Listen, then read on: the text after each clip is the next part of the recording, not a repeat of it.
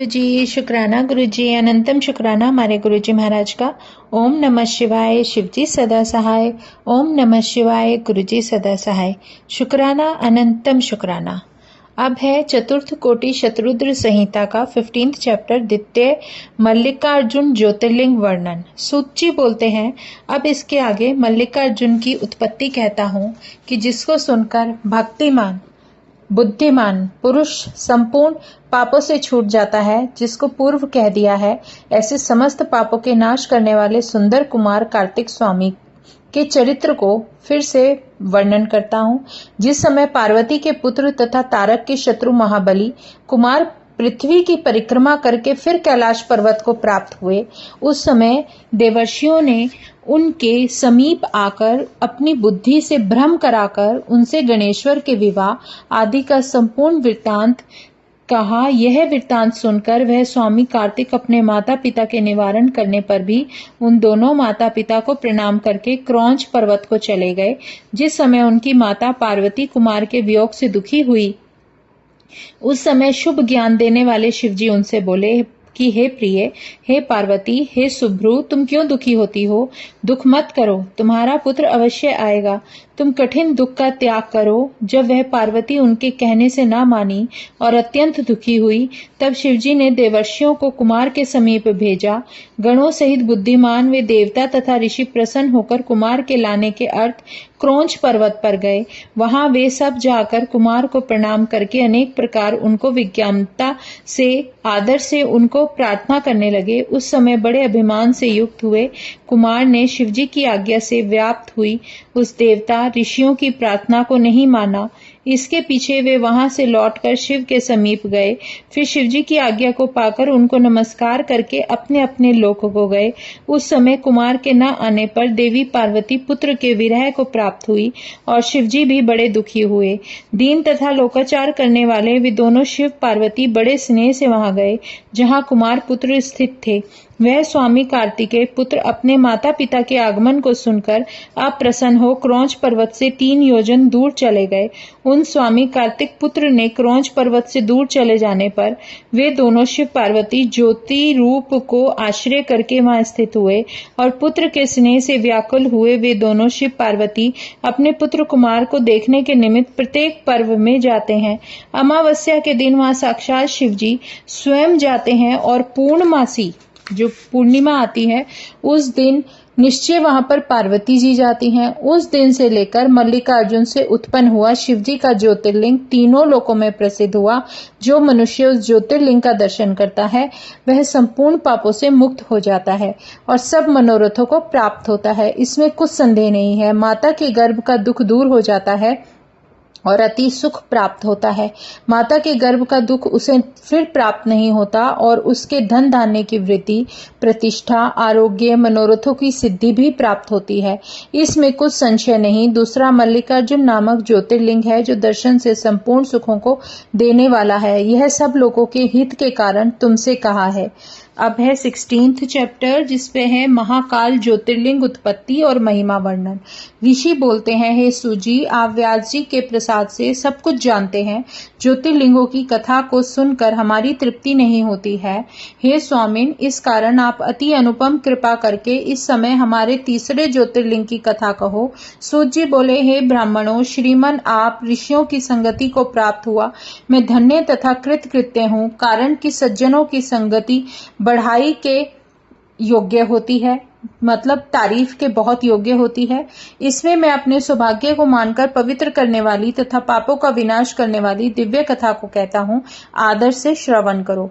एक अवंती नाम वाली शिव की प्रिय बड़ी पवित्र, संसार को पवित्र करने वाली तथा सब मनुष्यों को मुक्ति देने वाली रमणीक नगरी है, जहाँ शुभ कर्मों का करने वाला वेदा अध्ययन में तत्पर नित्य वैदिक कर्मों का अनुष्ठान करने वाला श्रेष्ठ ब्राह्मण रहता था। वह अग्निहोत्र में तत्पर सदा शिव के पूजन में लगा हुआ ब्राह्मण प्रतिदिन मूर्ति का पूजन करता था। सदा वेदों के बढ़ने से संयुक्त तथा भली भांति ज्ञान में परायण वह ब्राह्मण संपूर्ण कर्मों के फल को प्राप्त हो सत्पुरुषों की गति को प्राप्त हुआ। हे मुनि श्रेष्ठों, उसके 4 पुत्र भी इसी प्रकार नित्य शिव की पूजा में तत्पर, सदा माता पिता की आज्ञा मानने वाले थे। उन चारों में बड़ा पुत्र देवप्रिय तथा उससे छोटा मेधा प्रिय था। तीसरा सुकृत, चौथा धर्मात्मा सुव्रत था। उनके पुण्य प्रताप से भूमि पर नित्य इस प्रकार सुख बढ़ता था जैसे शुक्ल पक्ष में नित्य चंद्रमा वृद्धि को प्राप्त होता है।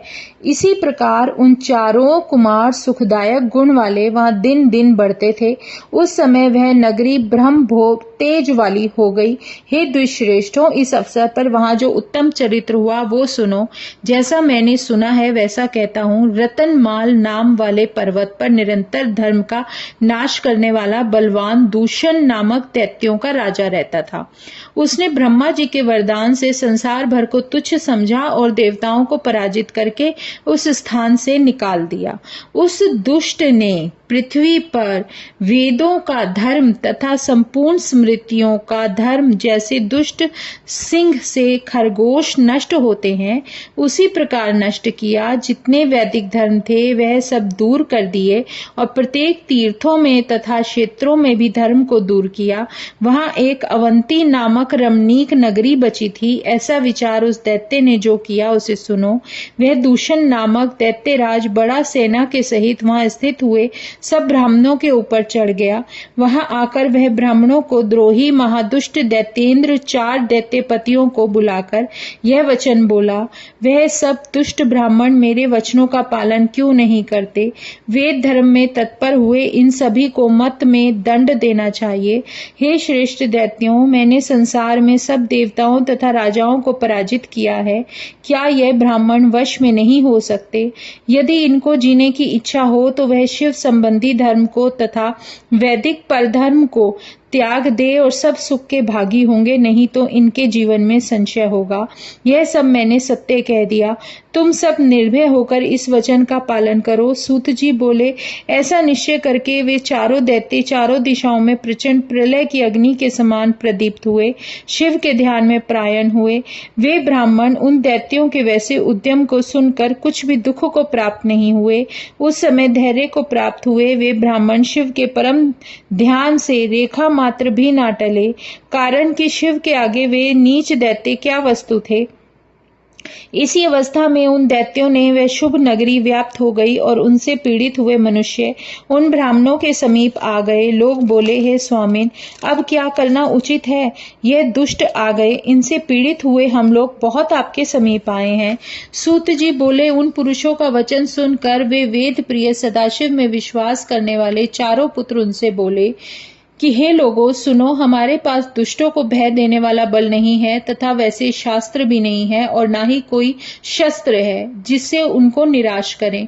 सामान्य के भी आश्रित का अपमान निरादर नहीं होता है, फिर सर्व समर्थ शिव के आश्रितों की तो बात ही क्या है।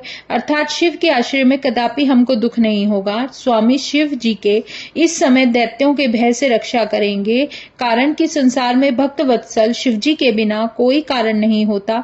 सूत जी बोले, इस प्रकार वे ब्राह्मण धैर्य को धारण कराकर पार्थिव पूजन कर भली भांति शिव ध्यान में तत्पर हुए। उस समय बलवान दैत्य ने उनको देखा। तब दूषण दैत्य ने यह वचन कहा कि इनको मारो मारो। तब शिव के ध्यान में परायण हुए वेद प्रिय के पुत्र उन ब्राह्मणों ने दैत्य के वचनों को ना सुना। तत्पश्चात जैसे ही दुष्ट आत्मा ने उन ब्राह्मणों को मारने की इच्छा की, तभी पार्थिव स्थान से शब्द के सहित गड्ढा हुआ।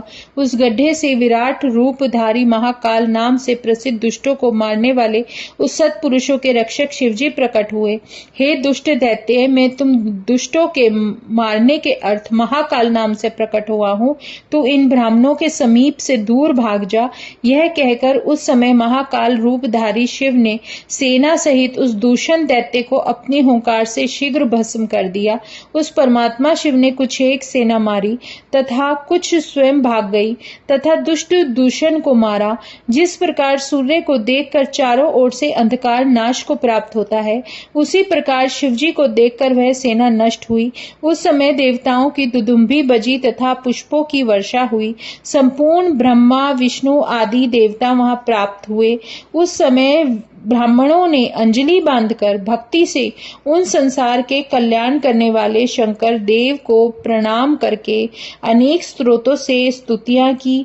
तब महाकाल महेश्वर साक्षात शिवजी स्वयं प्रसन्न हो उन ब्राह्मणों को धैर्य देकर वर मांगो ऐसा बोले।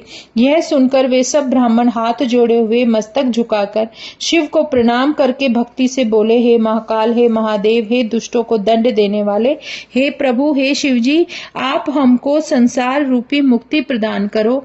हे शिवजी, हे शंभो, हे प्रभु, आप संसार की रक्षा के अर्थ यहाँ स्थिति करे तथा नित्य अपने दर्शन करने वाले भक्त मनुष्यों को तारे। सूत जी बोले, उन ब्राह्मणों के ऐसा कहने पर उन शिवजी ने उन सभी को सुंदर गति देकर भक्तों की रक्षा के अर्थ वहां शोभायमान गड्ढे में निवास किया।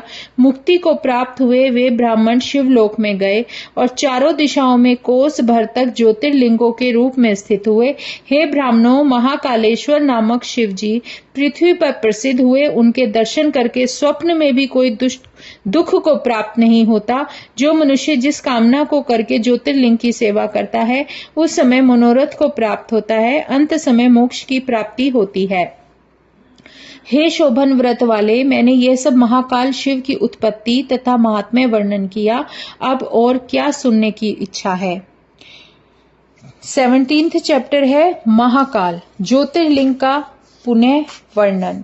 अब तक हमने 16th चैप्टर क्लियर कर लिए हैं, जिसमें भगवान शिव के जितने भी ज्योतिर्लिंग हैं उनकी कैसे उनकी उत्पत्ति हुई और उनकी महिमा का वर्णन पूरा का पूरा बताया गया है। तो जय गुरु जी, शुक्राना गुरु जी, अनंतम शुक्राना हमारे गुरु जी महाराज का। ओम नमः शिवाय, शिव जी सदा सहाय। ओम नमः शिवाय, गुरु जी सदा सहाय। शुक्राना, अनंतम शुक्राना।